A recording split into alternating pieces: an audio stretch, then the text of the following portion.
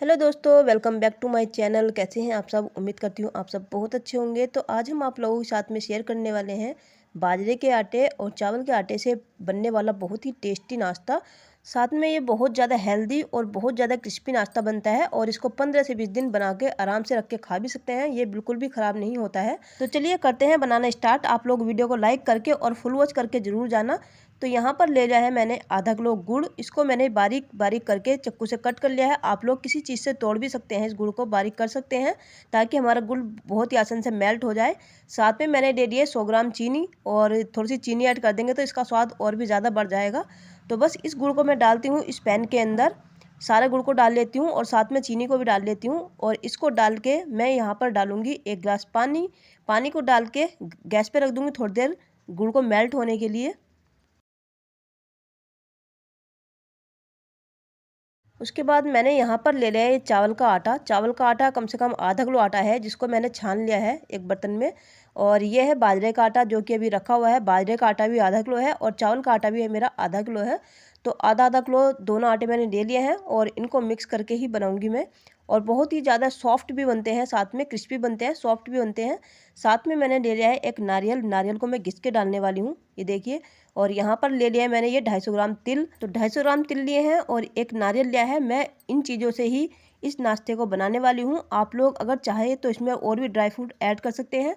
तो बस तिल को मैंने डाल दिया है कढ़ाई में और कढ़ाई में डाल के इनको हल्का सा गोल्डन होने तक मैं भूनने दूंगी। ध्यान रखना है कि तिल को हमें ज़्यादा नहीं भूनना है, नहीं तो ये कड़वे भी हो सकते हैं। तो बस यहाँ पर हमारे तिल हो चुके हैं, देख सकते हैं आप लोग। बस इतने ही करने हैं। तो बस मैं इसको एक बर्तन में निकाल लेती हूँ और निकाल के इनको थोड़ा सा ठंडा कर लेती हूँ। और बस ठंडा करने के बाद इनको मैं हल्का सा दरदरा कर लूँगी मिक्सी के जार में डाल के। आप चाहे तो इसको साबुत भी ऐसे भी ऐड कर सकते हैं तिल को, लेकिन मैं हल्का सा दरदरा करूँगी, दरदरा करके ही मैं ऐड करूँगी। तो यहाँ पे मैंने ये ठंडा होने के लिए रख दिए हैं। और हमारे पास जो नारियल था, नारियल को भी हमने घिस लिया है, घिस के उसको भी हमने तैयार कर लिया है।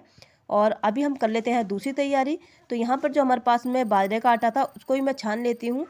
तो यहाँ पर मैंने दोनों आटों को छान के ही लिया है और जो मेरे पास चावल का आटा था उसको मैंने घर पे ही बनाया है। आप लोगों को मैंने पहले पिछली वीडियो में दिखाया भी था कि मैंने चावल धोए थे और सुखाए थे। मतलब उनको मैंने 3 से 4 बार अच्छे से धोया और फिर 1 से 1.5 दिन उनको सुखाया। सुखाने के बाद मैंने मिक्सी के जार में डाल के और उनका बारीक सा आटा बना लिया था और उसी आटे से मैं अपनी ये नाश्ता बनाने वाली हूँ।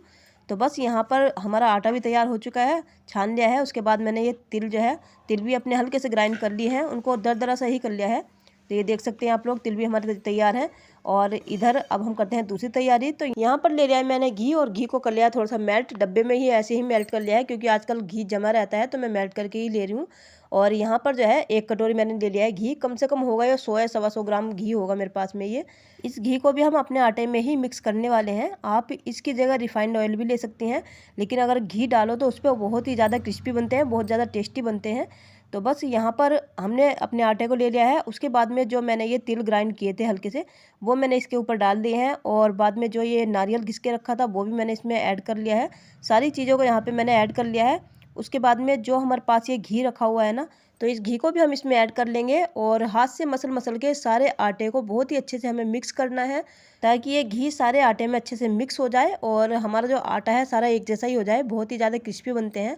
तो बस यहाँ पे मैं कर लेती हूँ मिक्स। और बर्तन थोड़ा सा मेरे पास छोटा रह गया था, तो आप लोग अपने हिसाब से देख लेना क्योंकि मेरे पास इससे ज़्यादा बड़ा बर्तन कोई है भी नहीं, तो मुझे मजबूरी में इसी में मिक्स करना पड़ रहा है।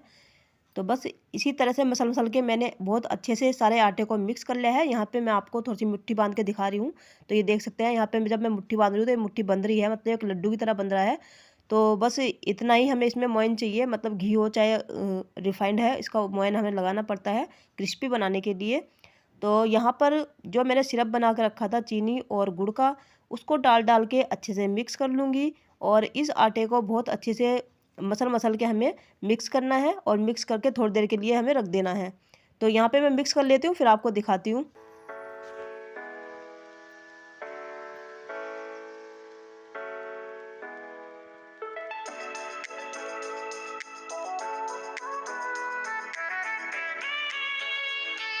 तो यहाँ पर आटा हमारा अच्छे से लग चुका है। आधा आटा मैंने इस परात के अंदर रख दिया है, आधा आटा मैंने ट्रे के अंदर रख दिया है, क्योंकि दिक्कत हो रही थी वहाँ पे एक ही जगह काफ़ी सारा हो गया था ना, तो बर्तन छोटा था इसलिए दिक्कत हो रही थी। और इसको मैंने 10 मिनट के लिए रेस्ट पे रख दिया। 10 मिनट हो चुके हैं रेस्ट करते करते। और यहाँ पर मैंने तेल भी अपना चढ़ा दिया है कढ़ाई में, और तेल हमारा गर्म हो भी चुका है।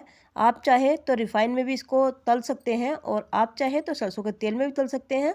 तो यहाँ पर मैंने दोनों चीज़ें मिक्स की थी, थोड़ा सा रिफाइंड ऑयल था, थोड़ा सा तेल था। तो मैंने सोचा कि चलो दोनों ऑयल हम इसमें डाल देते हैं, क्योंकि रिफाइंड मुझे यूज़ करना था, रखा हुआ था। तो इसी वजह से मैंने दोनों मिक्स कर लिए हैं और इसी में हम बनाने वाले हैं। आप चाहे तो किसी में भी बना सकते हैं, आपकी इच्छा है। तो यहाँ पर जो है, यहाँ पे मैंने ले लिया था आटा, और आटे को मैंने ऐसे करके लंबा लंबा करके रोल रोल कर लिया है, और इसमें लगा रही हूँ मैं कट, क्योंकि हम इसको शेप देने वाले हैं एक बिस्किट की, और एकदम ही खाने में बिस्किट जैसे ही लगते हैं। तो ये देखिए यहाँ पर मैंने ये उठाया, इतना आटा एक पीस उठाया इसमें से, और हाथ पे रख के इसको जो है अच्छे से शेप दे देनी है एक बिस्किट की। आप चाहे तो कोई भी शेप दे सकते हैं, दिल की शेप दे सकते हैं, गोल वाले बिस्किट बना सकते हैं, लंबे वाले बना सकते हैं। तो मैंने यहाँ पर 2 तरह के बिस्किट बनाए थे ये। तो एक तो मैंने ये लंबी वाली शेप दी थी, और इस तरह से इस पर कुछ डिज़ाइन बना दिया है चाकू से। तो बहुत ज़्यादा अच्छे लग रहे थे, देखने में भी सुंदर लग रहे थे। तो बस ऐसे ही उठा उठा के मैं सारे बिस्किट कर लेती हूँ। आपको दिखाऊंगी बाद में मैं मतलब एक शेप के और बनाए थे मैंने, 2 शेप के बनाए थे, तो मैं आपको बाद में दिखाऊंगी दूसरी शेप के भी। और जैसे कि मैंने आपको बताया कि इसमें बाजरा भी है, तो बाजरे से आप समझ ही सकते हैं बाजरे से कितने हेल्दी हो जाते हैं। मतलब खाने में जब मैंने ये बनाए उसके बाद ये एहसास ही नहीं हो रहा था कि इसमें बाजरे का आटा है। बहुत ज़्यादा टेस्टी बने थे, और बहुत ही ज़्यादा क्रिस्पी भी बने थे। आप लोग ज़रूर ट्राई करना, और ट्राई करके मुझे बताना कि आप लोगों को कैसे लगे। तो यहाँ पर देख सकते हैं सारे बिस्किट हमारे बन गए हैं, बस एक एक करके ऐसे ही तेल में डालते रहना है।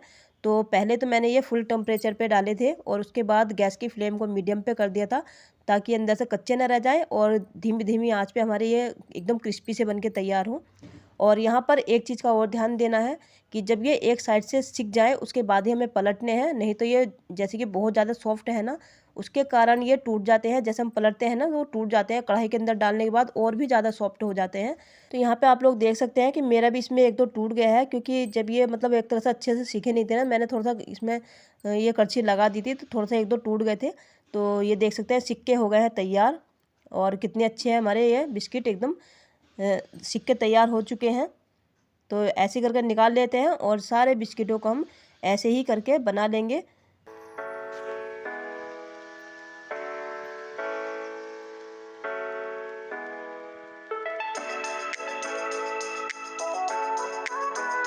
तो यहाँ पर हमारे बिस्किट हो चुके हैं बनकर तैयार।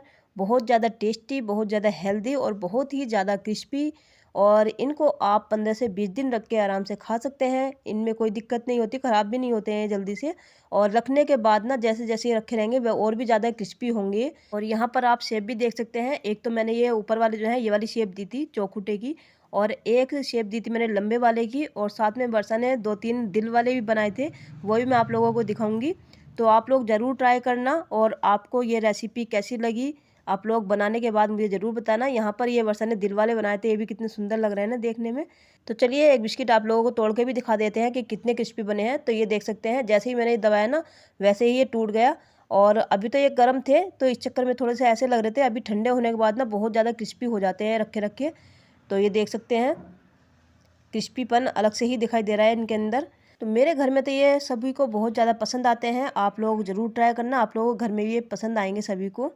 तो आज की रेसिपी आप लोगों को कैसी लगी कमेंट बॉक्स में ज़रूर बताना। अच्छी लगी तो लाइक कर देना, जो भी चैनल पे न्यू हो चैनल को सब्सक्राइब कर लेना। और फिर मिलेंगे हम एक अच्छी सी वीडियो के साथ, तब तक के लिए टेक केयर, बाय बाय।